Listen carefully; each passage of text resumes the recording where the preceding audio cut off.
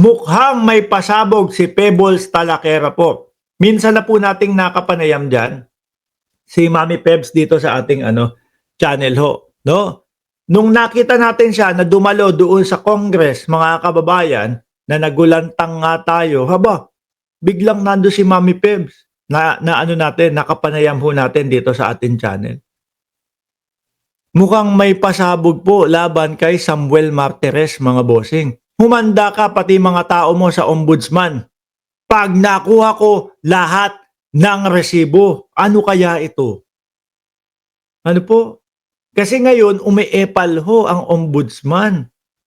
Mga boss, sabi ni Maribel Badjana, walang kamatayan, yang bring him home, move on, DDS.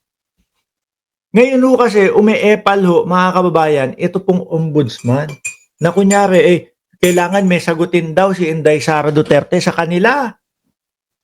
No? Kailangan agad-agad na pumunta yung kampo ni Sara Duterte para sagutin. Alam naman ho natin si Martires, mga bossing. Digong na digong ho yan Ako, nakikita ko dito, estratehiya, mga bossing na, sige, pumunta ka dito. Kunyari, lilitisin, kunyari, titignan. Wala naman daw pong jurisdiction ang ombudsman, mga kababayan. Doon sa impeachment ni Sara Duterte. Bakit daw, bigla-bigla at dali-dali daw ngayon? Siguro ganito style, mga boss. Inimbestigahan, inalam namin, kinausap namin, ganito, ganyan. Tinignan namin yung kaso ng impeachment. Wala kaming nakitang dapat ma-impeach si Sara Duterte. Ganyan ang papalabasin niya, ang mga yan. Di ba? Ngayon, kakalat. Babalita ho yan. Ngayon naman, ang Senado naman ho, mga bossing, dahil takot sila, di ba, kay Inday Sara Duterte, lalo ho, yung Senate President at yung 18 na mga senador ho. Gagawin, mga boss, paano ba?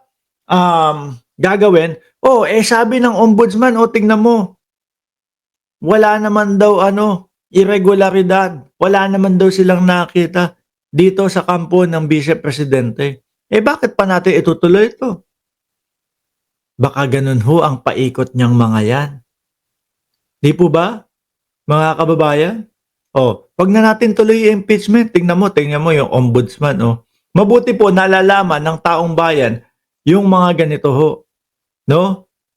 Magkano kaya ang natanggap ni Martires, sabi ni Jojo Cabarlo? Siguro wala naman. Baka tumatanaw ng utang na loob sa mga Duterte. Kaya ngayon, ganyan, to save Sara Duterte. Sabihin natin, ganito, ganyan. Ang bilis-bilis daw. Wala naman jurisdiction sila. Umiepal. Baka gustong isalba ang Vice Presidente. Ngayon ho, mga bossing, ito, nag-aalmahan din po. Yung mga nasa Congress, nag-aalmahan ho yung mga nasa Congress, mga kababayan. Tignan nyo po sila Chua. Saan ba to? Sila Chua. Tsaka sila Franz Castro. Eto, people are watching. Representative o Congresswoman warns ombudsman on BP case. Manila, Philippines, ACT Teacher Party List, Castro, has warned Ombudsman Samuel Martires that people are extra vigilant in watching him. Correct.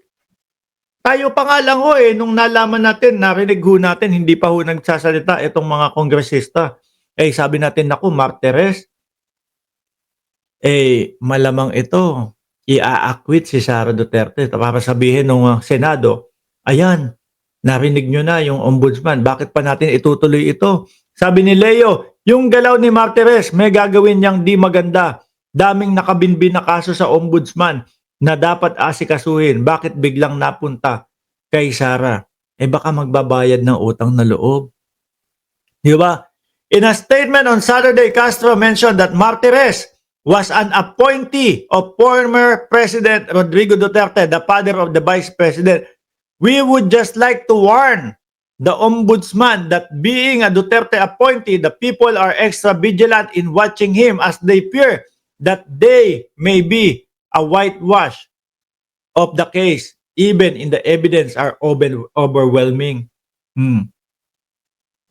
Diyan po sila dadaan ngayon mga bossing, sa nakikita ko ho. Naku, nasaan na? Nawala.